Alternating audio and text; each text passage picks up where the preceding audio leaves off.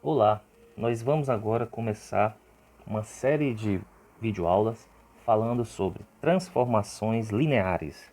Então, essas transformações lineares vão ensinar você a transformar vetores em vetores diferentes, transformar espaços vetoriais em espaços vetoriais diferentes e vai mostrar a interação que existe entre matrizes e essas transformações lineares. Vamos começar dando um exemplo. Imagine que você tem dois vetores, o vetor V1 e o vetor V2. E desses dois vetores, nós vamos montar dois outros vetores que são transformados desses dois primeiros aqui, ó. Esse daqui então é um T de V1, ou seja, um vetor transformado do vetor V1, e esse outro vetor é o T de V2, que é um vetor transformado do vetor V2. Agora vamos imaginar que todos esses vetores, através de vetores equivalentes, vão estar originados na origem do sistema de coordenadas. Então, o vetor V1 vai ter coordenada 2, 1, o vetor V2 vai ter coordenada 2, 3, o T de V1 tem coordenada menos 2, 4, o T de V2 tem coordenada menos 6, 4. Não vou mostrar como eu cheguei a essa formulazinha de transformação, mas mais uma aula à frente nós veremos então como chegar nessa transformação. Entenda agora, por enquanto, que o transformado de um vetor qualquer xy, de uma coordenada xy, será dada por menos 2y e 2x. Isso atende à transformação dos meus vetores. Vamos dar o exemplo do vetor V2 de coordenadas 2, 3. Ele vai ser transformado multiplicando a segunda coordenada, que é y, por menos 2. Então, 3 vezes menos 2 vai dar menos 6. Vai ficar agora na minha primeira coordenada. E a minha segunda coordenada é o dobro de x. Se x é 2, o dobro de 2 é 4 e será então a minha segunda coordenada 4. Tá? Então o mesmo ocorre com o V1. Agora vamos ver a seguinte propriedade relacionada a esses vetores. Eu tenho que a soma de V1 e V2, através da regra do paralelogramo, me dá esse vetor em verde de coordenadas 4, 4. Tá? Se eu pegar a soma desses dois transformados, eu vou ter um outro vetor, que eu também pintei de verde, de coordenadas menos 8, 8. Agora o que eu quero que nós vejamos é o seguinte: se através dessa transformação que nós já vimos, eu pegar o vetor verde e jogar nessa fórmula, será que eu chego a esse outro vetor verde também, que é a soma de t de V1 mais t de V2? Então vamos ver, eu tenho coordenadas 4 e 4. A minha primeira coordenada do transformado, eu vou ter que multiplicar por menos 2 a segunda coordenada aqui, que é 4. Então vai ficar menos 2 vezes 4, menos 8. Ok, bateu. Da mesma forma, na verdade eu estou escrevendo aqui, ó, t de V1 mais V2 é o menos 8. E a segunda coordenada do transformado é o dobro do x. Se o x é 4, o dobro de 4 é 8 e bate com esse primeiro vetor. Esse primeiro vetor representa o vetor soma, tá? Que é o verde. E esse daqui vai ser o transformado desse vetor verde. E eles coincidem, né? Eles coincidem. Tanto faz eu somar t de V1 mais V2 ou t de V1 mais o t de V2. Vamos agora tomar apenas o vetor V1 de coordenadas 2 e 1 e o transformado dele, que é o t de V1, de coordenadas menos 2 e 4. A transformação continua a mesma. Agora, eu vou dobrar esse vetor V1, que tinha coordenadas 2 e 1, terá agora, então, coordenadas 4, 2. E vou dobrar o t de V1, que tinha coordenadas menos 2, 4, agora vai ter coordenadas menos 4, 8. Será que se eu transformar esse vetor através dessa transformação, o resultado coincidirá com esse vetor em vermelho? Vamos lá, t de 2 vezes o V1, ou seja, o transformado desse vetor que é dobrado o V1, vai ser o t 2 vezes, o V1 é o vetor 2, 1, né? Então aqui vai ficar 2 vezes 2, 2 vezes 1, que dá o vetor 4, 2. Transformando então esse vetorzinho, que é o vermelho, através daquela transformação, eu vou ter menos 2y, eu vou multiplicar menos 2 por 2, dá menos 4, e vou multiplicar o x por 2 na segunda coordenada. O 4 por 2 dá 8, vai para a segunda coordenada. Então eu vou ter como resultado o vetor menos 4, 8, que é justamente o dobro do vetor transformado, menos 4, 8. Isso diz que tanto faz eu pegar t de 2v1, ou seja, o transformado do dobro de v1, como dobrar o transformado de v1. Guarda essa informação, nós veremos mais na frente por que ela é importante. Agora veja o seguinte, será que isso sempre acontece? Será que sempre tem essa coincidência?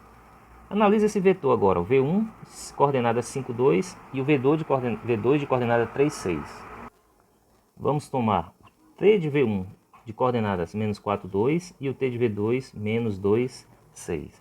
Então agora nós vamos somar esses dois vetores, como feito anteriormente, e somar esses dois transformados e verificar se a mesma coisa se aplica como feito anteriormente. Então, ó, eu vou ter que v1 mais v2 é esse vetor verde de coordenadas 8, 8. A soma dos vetores t de v1 mais t de v2 dá esse vetor verde de coordenadas menos 6 e 8. Se eu for transformar esse vetor de coordenada 8, 8 através dessa transformação que foi dada agora por menos x mais 1 e y, o que é que nós vamos ter? Eu vou pegar para a primeira coordenada menos 8 mais 1 vai ser igual a menos 7. E o outro vai ser o próprio y, que é o próprio 8. Então, o transformado desse vetor terá a coordenada menos 7, 8. E note que o menos 7, 8 é esse vetor verdezinho mais claro, que ele não é igual ao vetor soma do t de v1 mais t de v2.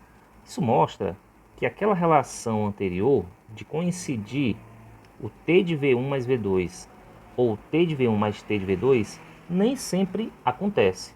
Nós veremos, então, como nós vamos definir as transformações onde a soma dos transformados é igual ao transformado da soma.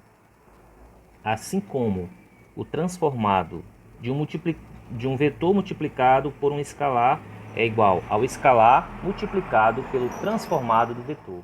Agora você imagine que você tem um aplicativo de celular com essa tela aí.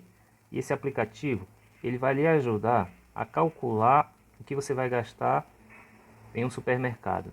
Então, de início ele pergunta que produtos você precisa. Então você preenche como produtos esses aí: feijão, pão, leite, arroz e peixe. Na tela seguinte, ele pede para você indicar a quantidade dos produtos que você quer adquirir. Então suponha que você vai comprar 3 kg de feijão, 5 pães, 2 litros de leite, 1 kg de arroz e 4 peixes. Agora vamos dar uma olhada dentro do sistema operacional desse aplicativo.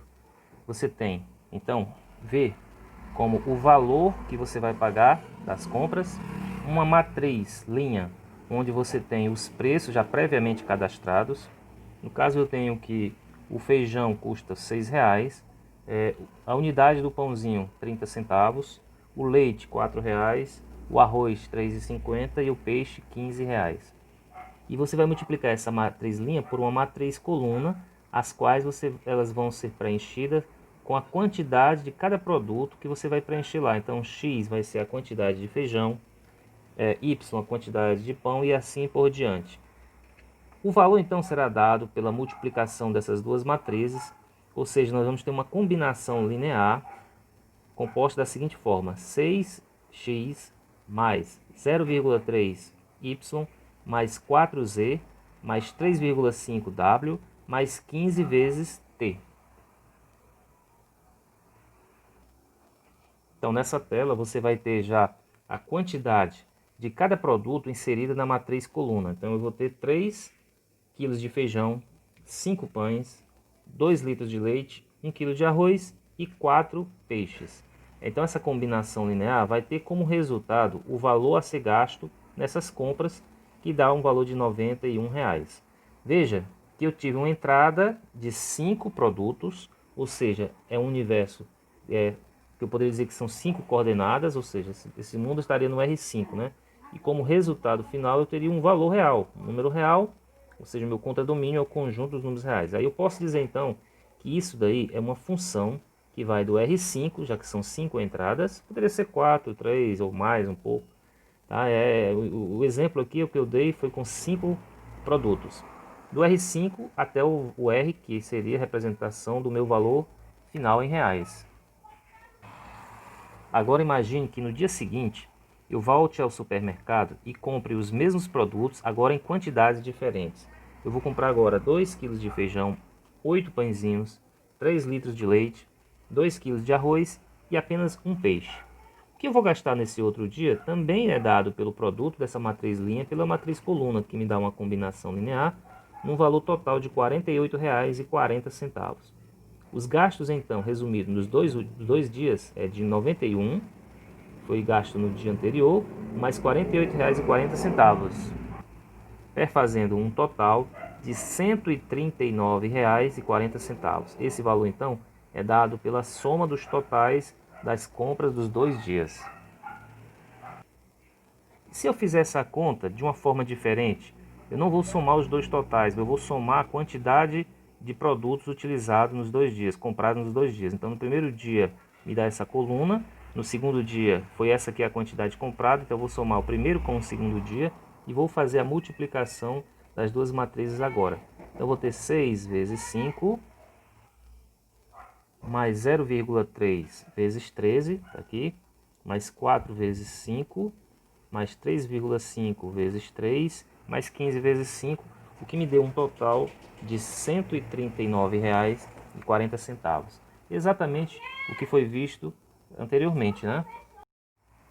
O que me mostra que eu posso, então, somar os totais ou somar quantidade por quantidade, depois fazer a multiplicação, que o resultado não é alterado, ok? Agora uma pergunta, se no segundo dia ele quisesse dobrar a quantidade para encontrar o valor a ser gasto, ele poderia fazer simplesmente, lógico, R$ 48,40 vezes 2, o que daria um total de 96,8. Ou ele teria que dobrar item por item e somar no final. Bom, nós vimos que qualquer das duas hipóteses são válidas, né? Se eu vou comprar no dia seguinte a mesma quantidade de produtos, eu sei que se eu gastei no primeiro dia R$ 48,40, nos 2 dias eu vou gastar R$ 96,80.